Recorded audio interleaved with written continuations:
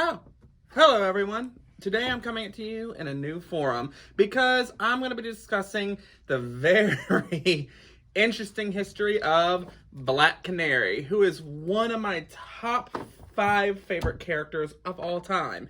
So this is going to be a little different than my normal videos. I'm actually going to have a script here because her history is quite insane. I typed this up myself so I don't lose anything and don't get confused. So yeah, join me on this journey as we talk about Black Canary and how she is her own mother. It's very weird, Tess, I'm telling you. Tess is behind the camera as usual. Hello. So, Black Canary first appeared in Flash Comics 86 in 1947. She was initially Dinah Drake and was designed to be a supporting character to Johnny Thunder, who was a backup story in the Flash Comics at the time. So though she appeared in Flash Comics, she wasn't really a Flash character. Back in the day, comics would have like the main story, like Flash Comics was obviously the Flash, and then they'd have backup stories in it so you'd get more bang for your buck. And Johnny Thunder was a character that they were trying to spice up, so they introduced Black Canary. She was created to breathe life into Johnny Thunder comics, but it ended up eclipsing him completely and eventually replacing him as the backup story. So how about that? As a Flash Comics number 92 in 1948, she got her own anthology series, which would bulk up her backstory. She, at this time, was a florist with black hair who wore a blonde wig as Black Canary. There's a little trivia for you guys. She wasn't originally a blonde. Her love interest was Detective Larry Lance, and she would go on to join the Justice Society of America, which is the Golden Age precursor to the Justice League.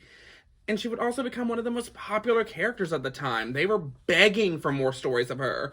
Although her timing for becoming the most popular character was a little rough because she appeared towards the end of the Golden Age, and sadly, the interest in superhero comics kind of dwindled. But Black Canary would return in the Silver Age with the rest of the Golden Age heroes. That was on Earth 2, which was established when the Silver Age Flash, Barry Allen, created the multiverse. And I use the word created here in kind of a meta sense because he didn't really create it. He kind of just discovered it, but it appeared in the Flash comic. There's another little bit of trivia that no one asked for. Earth 2 was established to have been where all the Golden Age comics had happened and happened in their time. So the time of the Silver Age came about, the heroes were substantially older because they had been around during the Golden Age of comics. It was discovered that in the interim of the Golden Age and the Silver Age, Black Canary and Larry Lance had married.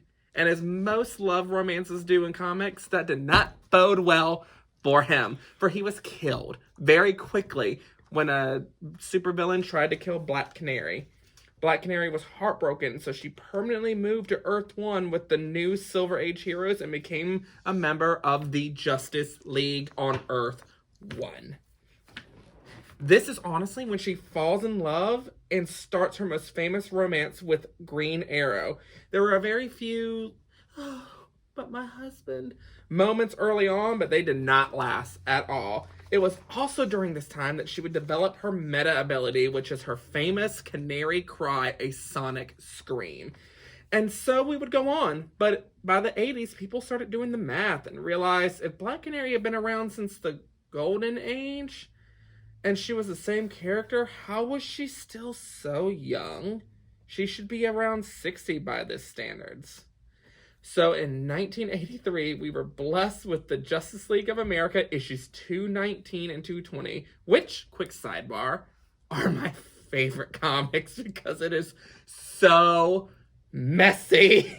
These issues would explain both why she looked so young and also why she had her new meta ability using retcon magic. It was established that back in the Golden Age, Dinah and Larry had a daughter, Dinah Laurel Lance, who was cursed by a wizard to have a supersonic cry.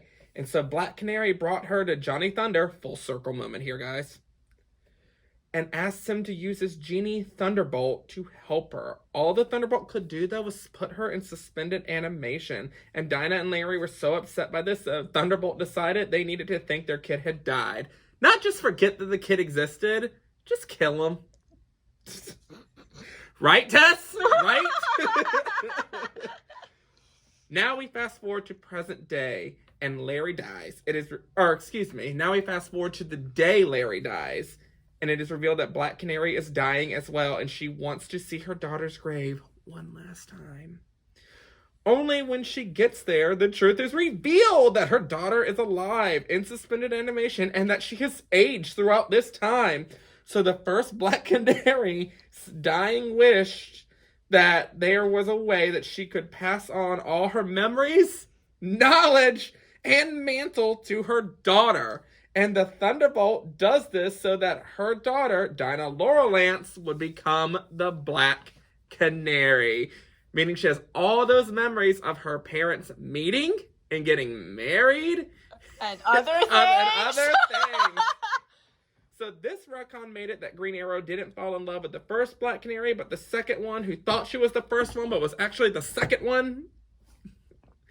It's okay, though, because I can't believe I'm saying this out loud.